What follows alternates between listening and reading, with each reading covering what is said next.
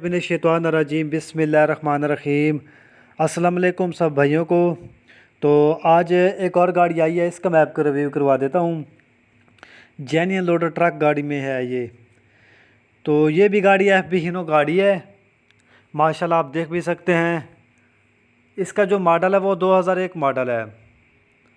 Genuine loader truck गाड़ी है ये।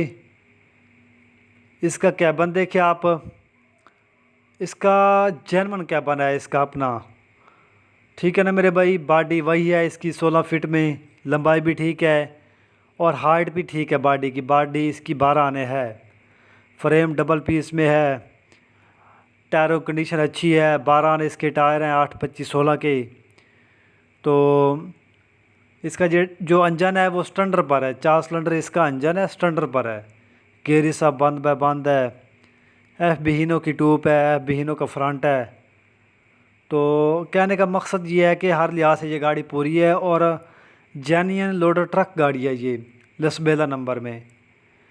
तो ये भी गाड़ी फॉर सेल आपको मिल सकती है। आप अगर आप इस गाड़ी के लिए इंटरेस्टेड हैं तो ये गाड़ी आपको मिल जाएगी, लेकिन इसकी डिमांड हाई लेवल पर है। इसकी डिमांड 60 लाख रुपए इसकी डिमांड है।